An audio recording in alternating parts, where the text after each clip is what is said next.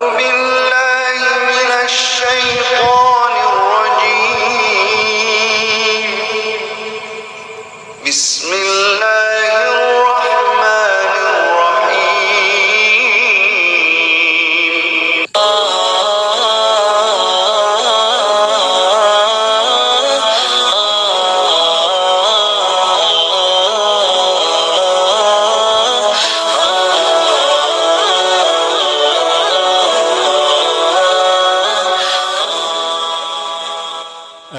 Bapak Ibu dirahmati Allah, kaum muslimin rahimakumullah. Tema kita kali ini adalah tentang Karbala. Seperti apakah gambaran peristiwa Karbala? Saya tidak begitu pakar sebetulnya dalam hal ini, tapi saya mencoba untuk sharing apa yang saya tahu tentang peristiwa Karbala ini. Peristiwa Karbala terjadi di tanggal 10 Muharram, tahun 61 Hijriah. Dan peristiwa Karbala ini merupakan ending dari petaka yang melanda keluarga Rasulullah SAW atau kita kenal dengan Ahlul Bait. Tapi Ahlul Bait versi kita ya, bukan versi Syiah. Karena Ahlul Bait versi Syiah adalah keluarganya Husain. Sama sekali mereka tidak mengalami Karbala. Justru Karbala itu dia menimpa keluarga Rasulullah yang benar menurut versi kita. Dan peristiwa Karbala ini merupakan pembuktian dari kebenaran hadis Rasulullah SAW. Sebagaimana dalam satu nas yang saya dapatkan di dalam kitab An-Nihayah fil Fitan wa Malahim, Imam Ibnu Katsir rahimahullah pernah menukilkan hadis dari Abdullah bin Umar radhiyallahu an, di mana beliau mengatakan, kami melihat Rasulullah SAW terduduk dalam keadaan menangis, wajah beliau merah. Beliau meneteskan air mata dan kesedihan tampak pada wajah beliau dengan mendalam, begitu mendalam. Nah, kami heran kepada Rasulullah, ada apa dengan beliau? Maka Abdullah bin Umar menghampiri Rasulullah dan bertanya, ya Rasulullah, inna nahnu nara syai'an min wajhika alladhi la nardah ay nakrahu famada bika ya Rasulullah. Wahai Rasulullah, kami melihat sesuatu yang tidak kami sukai dari wajah anda. Ada menampakkan kesedihan yang luar biasa. Ada apa ya Rasulullah? Kemudian Rasulullah SAW menjawab, nahnu ahlul baiti ihtarallahu lana al-akhirah wa laysa lana dunya. Kami ahlul bait, Allah berikan kepada kami akhirat. Allah pilihkan akhirat untuk kami dan tidak bagian sedikit pun untuk dunia ini. Artinya Rasulullah memilih hidup miskin dan kaya nanti di akhirat, paling kaya untuk semua keluarganya. Wa nahnu ahlul baiti, dan kami ahlul bait ini akan menimpa kami, sayusibu ahla baiti balaun azimun.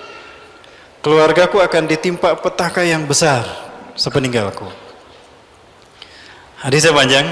Rasulullah kemudian cerita tentang pasukan yang akan muncul dari Khurasan, dari timur, kata Rasulullah, yang akan membawa panji hitam. Ya, sumatah ruju rayatun sudun min Khurasan alladzi la yarudduhum syai'un illa hawa hatta tunsababiliya. Kemudian muncullah satu pasukan dari timur yang kekuatannya tidak terkalahkan oleh siapapun, yang kemudian panji hitam itu akan ditancapkan di bumi Ilya atau Palestina. Nah, peristiwa ini akan terus menimpa umatku sampai nanti muncul seseorang dari keluargaku yang bernama Muhammad bin Abdullah, yang Allah pilih sebagai Imam Mahdi untuk menzahirkan Islam hingga terjadinya hari kiamat. Itu cerita dari Rasulullah SAW. Nah, terkait dengan itu, para sekalian, Rasulullah SAW tadi menceritakan bahwa keluarganya akan mengalami musibah yang besar. Betul sekali, petaka menimpa Ahlul Bait Rasulullah pertama kali menimpa Ali bin Abi Thalib. Ali bin Abi Thalib melihat bagaimana orang-orang munafik menciptakan kerusuhan, ya, dan yang paling tepat bisa kita sebut bernama kelompok Sabaiyah. Kelompok Sabaiyah lah yang kita kenal dengan Syiah Sabaiyah. Mereka pengikut Abdullah bin Sabah, orang Yahudi Yaman yang dendam kepada Rasulullah SAW dan para sahabat. Sepeninggal Rasulullah, Abdullah bin Sabah begitu berambisi untuk mengadu domba dan memecah belah keluarga Rasulullah dan memecah belah para sahabat. Dan dia berhasil. Salah satu provokasi yang membuat dia berhasil adalah provokasi yang mengakibatkan terbunuhnya Utsman bin Affan. Terbunuhnya Utsman bin Affan radhiyallahu an mengakibatkan polemik yang berkepanjangan, di mana pada saat itu Siti Aisyah Thalhah bin Ubaidillah, Az-Zubair bin Awam menuntut kepada Ali bin Abi Thalib untuk segera mengkisos pembunuh Utsman. Namun Ali bin Abi Thalib memandang bahwa momentumnya belum pas untuk menghukum mereka yang membunuh Utsman bin Affan. Sehingga saat itu Ali menangguhkan sampai tiba waktu yang tepat. Namun desakan keluar dari Siti Aisyah, dari Thalhah, Az-Zubair, sehingga ketiganya berangkat ke Kufah. Namun mereka beristirahat di Basrah. Nah, hal ini kemudian dimanfaatkan oleh kubunya Abdullah bin Saba, pencipta sekte Syiah pertama kali di dunia, Syiah Syabaiyah, itu untuk mengadu domba antara pasukan Ali bin Abi Thalib dengan pasukan Aisyah radhiyallahu an. Abdullah bin Saba memanfaatkan momentum ini dengan melakukan gerilya. Nanti sebelum sholat subuh dilakukan, kalian harus menciptakan makar untuk mengadu domba mereka. Maka dipecah dua tuh. Ada dua utusan yang dikirim oleh Abdullah bin Saba, satu ke pasukan Basrah untuk membantai mereka, memerangi mereka, kemudian juga satu lagi ke Kufah. Ini licik sekali yang dilakukan oleh Abdullah bin Saba. Sehingga ketika hal itu terjadi, pasukan Basrah pasti menganggap itu dari Kufah, dari Ali bin Abi Thalib. Padahal kedua-duanya sudah berjanji tidak akan ada pertikaian. Maka kemudian dari pasukan Kufah pun yang diserang membayangkan, oh ini pasti pasukan Aisyah yang berkhianat. Maka terjadilah perang antara Aisyah dengan pasukan Aisyah dengan pasukan Ali bin Abi Thalib. Yang kedua-duanya merasa yakin membela diri. Ya. Namun ketahuan kalau ternyata mereka pada akhirnya sadar mereka diadu domba oleh pasukan Abdullah bin Saba. Ya. Maka pada saat itu perang dihentikan dan kedua belah pihak memang mengalami kerugian, meninggalnya banyak pasukan. Namun Ali bin Abi Thalib dengan bijaksana beliau selalu berupaya untuk menjaga perdamaian agar tidak terjadi perang pertumpahan darah sepeninggal Rasulullah. Dan setelah tragedi Utsman bin Affan, Ali bin Abi Thalib memandang bahwa mereka yang syahid baik dari kubu Ali ataupun dari kubu Aisyah itu mereka mati syahid karena sama-sama memperjuangkan membela diri. Ya, kita mengenal perang ini dinamakan dengan perang Jamal. Perang Jamal ya. Nah, kemudian Muawiyah bin Abi Sufyan, dia kecewa juga atas tindakan Ali menanti-nanti hukuman bagi pembunuh Utsman. Maka kemudian Muawiyah bin Abi Sufyan sempat berkata kepada seseorang yang dipercaya oleh Ali bin Abi Thalib, kalau tidak salah Abu Muslim. Nah, Abu Muslim ini dipanggil oleh Muawiyah dan Abu Muslim bertanya kepada Muawiyah, "Wahai Muawiyah, seperti apakah Ali bin Abi Thalib dalam pandanganmu?" Maka Muawiyah mengatakan, "Demi Allah, dia lebih arif daripada aku, lebih takwa daripada aku, lebih cerdas daripada aku, dan dia lebih berhak daripada aku untuk menjadi khalifah. Tapi demi Allah, aku kecewa karena aku tidak mendapatkan segera hukuman bagi mereka yang telah membunuh sepupuku Utsman bin Affan. Sampaikan pada Ali, aku akan berbaiat kepada Ali bin Abi Thalib andaikan Ali bin Abi Thalib bisa menghukum segera mereka yang membunuh Utsman bin Affan." Ali bin Abi Thalib membayangkan bahwa yang membunuh Utsman bin Affan ini banyak jumlahnya dan tidak mudah untuk melakukan hal itu.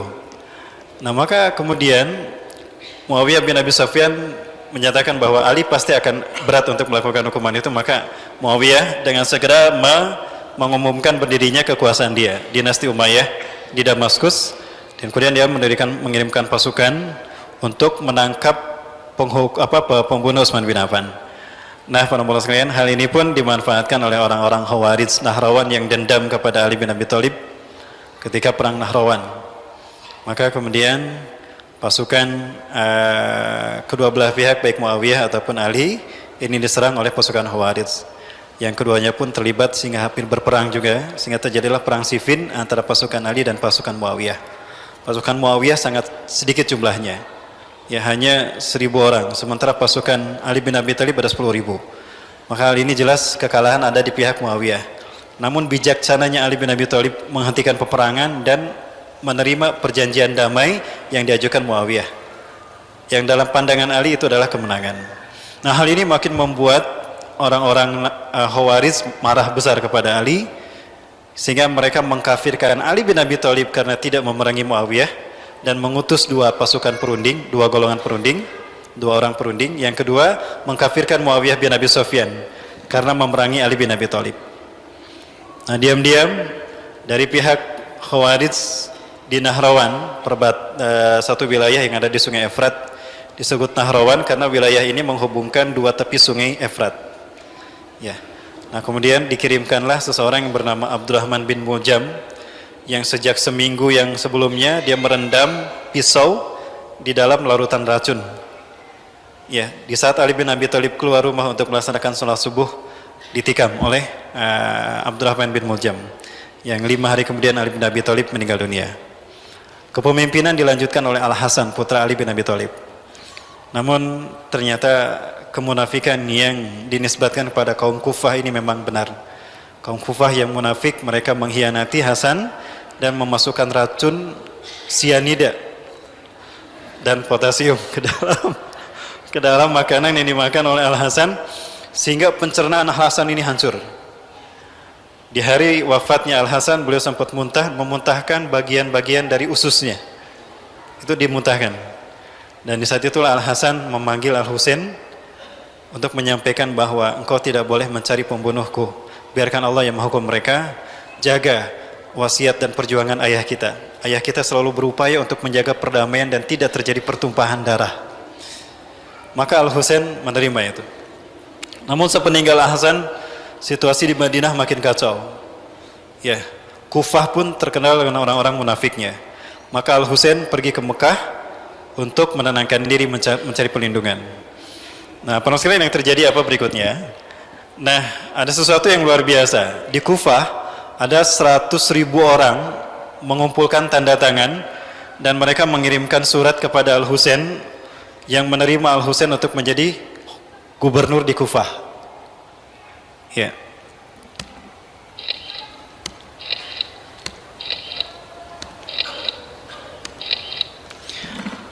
Nah, namun Al-Husain tidak lantas percaya terlebih dahulu karena beliau sudah tahu bahwa siapa yang membunuh ayahnya dan siapa yang membunuh kakaknya. Maka Al-Husain kemudian mengirimkan Muslim bin Aqil. Ya, Muslim bin Aqil ini adalah keponakan dari Husain, cucu dari Ali bin Abi Thalib. Maka kemudian Muslim bin Aqil dikirim ke Kufah untuk membuktikan benarkah surat ini dibuat oleh penduduk Kufah. Ketika sampai ke sana ternyata benar memang. Didapati oleh Muslim bin Aqil bahwa mereka lah yang mengirimkan surat yang siap untuk dipimpin oleh Husain. Kami belum memiliki gubernur di Kufah ini. Padahal sudah ada gubernur saat itu yang diangkat oleh Yazid bin Muawiyah, yaitu Nu'man bin Bashir. Bahkan Nu'man bin Bashir sempat mengingatkan mereka 100.000 orang ini bahwa tidak boleh berkhianat kepada pemimpin yang sah saat itu menurutnya, yaitu Yazid bin Muawiyah. Namun ternyata Nu'man bin Bashir kalah pamor, kalah, ditinggalkan dan tidak diacuhkan, tidak dipedulikan oleh penduduk Kufah. Maka hal ini membuat Yazid bin Muawiyah memecat Nu'man bin Bashir dan menggantinya dengan Ubaidullah bin Ziyad. Ubaidullah bin Ziyad inilah yang berperan dalam terbunuhnya Al-Husain di Karbala. Ya, Muslim bin Aqil diketahui kalau dia berada di rumah Hani bin Umar. Hani bin Umar, maaf. Nah, Hani bin Umar ini adalah salah satu pendukung Al-Husain yang ada di Kufah. Ketahuan kalau Hani bin Umar ini menyimpan tamunya yang bernama Muslim bin Aqil, cucunya Ali bin Abi Thalib, maka Ubaidullah bin Ziyad marah. Maka Ubaidullah bin Ziyad mengirimkan pasukan untuk menculik Hani bin Umar ini. Kemudian Hani dipukuli dan disiksa. Berita penyiksaan ini sampai kepada Muslim bin Aqil. Muslim bin Aqil marah, lalu dia menyatakan jihad ditegakkan untuk memerangi pasukan Ubaidullah bin Ziyad. Saat itu kurang lebih ada 500 orang terkumpul untuk bergabung dengan Muslim bin Aqil menyerang istana Ubaidullah bin Ziyad. Ubaidullah bin Ziyad adalah tokoh yang cerdik dan licik. Dia memainkan strategi untuk menjebak Muslim bin Aqil di dalam istana. Jadi Muslim bin Aqil diterima untuk bertemu dengannya. Pasukannya di luar kan, Sementara Ubaidullah bin Ziyad sudah mengumpulkan tokoh-tokoh Kufah untuk membujuk agar pasukan yang dibawa oleh Muslim bin Aqil ini pulang. Ya. Ternyata strateginya adalah dengan memanggil orang tua mereka atau saudara mereka atau paman mereka. Sehingga satu persatu pasukan Muslim bin Aqil ini bubar. Sehingga yang tersisa cuma tinggal 10 orang saja. Dan Muslim bin Aqil terjebak di dalam. Maka Muslim bin Aqil bersama Hani bin Umair dibunuh, disalib dan diperlihatkan kepada penduduk Kufah dan Basrah. Maka pada saat itu orang-orang takut untuk memberontak kepada Ubaidullah bin Ziyad. Maka Muslim bin Aqil kehilangan pengikut saat itu. Nah, saat itulah mulai orang-orang yang sudah mengirimkan surat kepada Al-Husain berkhianat.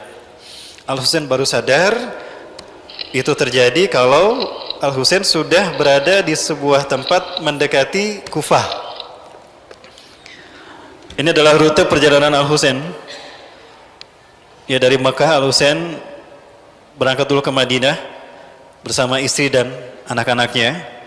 Kemudian di Madinah ini beliau membawa sebagian besar dari Ahlul Bait Rasulullah SAW, kecuali beberapa orang saja. Bisa disebutkan mungkin sekitar 7 orang yang tidak ikut ke Al-Husain berangkat ke Kufah. Ya, namun hal itu tidak menghalangi Al-Husain. Walaupun sebelumnya Al-Husain ini sempat dihalangi oleh beberapa orang sahabat, ya.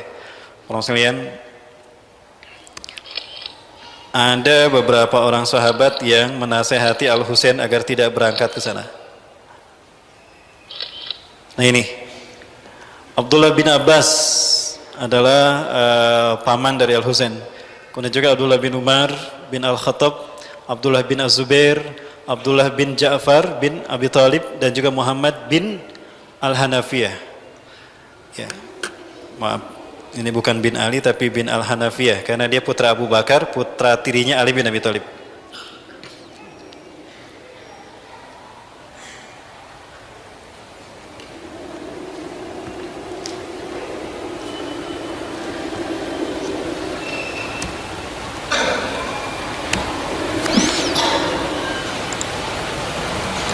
Bahkan Abdullah bin Abbas sempat mengatakan kepada Al-Husain, ya, beliau mengatakan, sungguh aku tidak menyukai kepergianmu ini, karena yang akan kamu temui adalah kaum yang telah membunuh ayahmu dan telah meracuni saudaramu.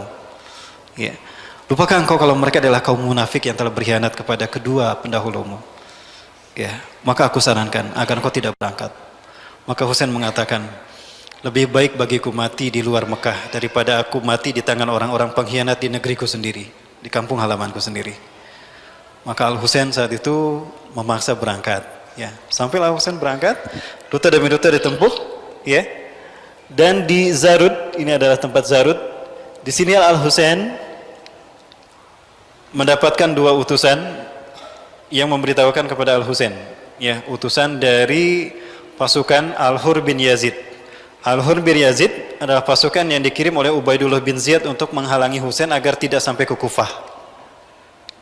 Tugasnya adalah membawa 1000 pasukannya untuk menghalau Al-Husain agar pergi keluar Kufah, yaitu diperintahkan untuk membawanya ke Karbala. Ini Karbala.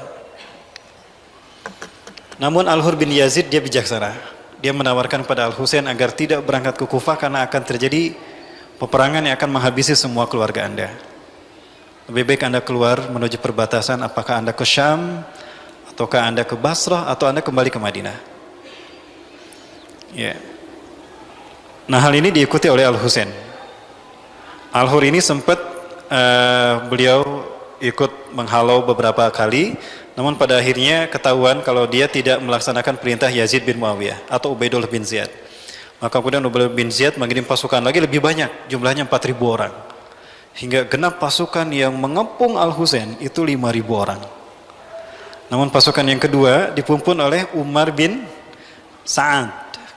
Umar bin Sa'ad inilah yang terlibat dalam pembunuhan Al-Husain di Karbala. Nah, para sekalian, sebelumnya Umar bin Sa'ad sempat menolak itu memang. Sempat menolak untuk mengepung dan membunuh Al-Husain, memerangi Al-Husain, maaf. Namun karena dia diancam, rumahnya akan dibakar, keluarganya akan dibantai, dan dia pun akan dibunuh. Maka terpaksa Umar bin Sa'ad melakukan perintah Ubaidullah bin Ziyad menggiring Al Husain, ya. Ketika sampai di sini nih, di Qasr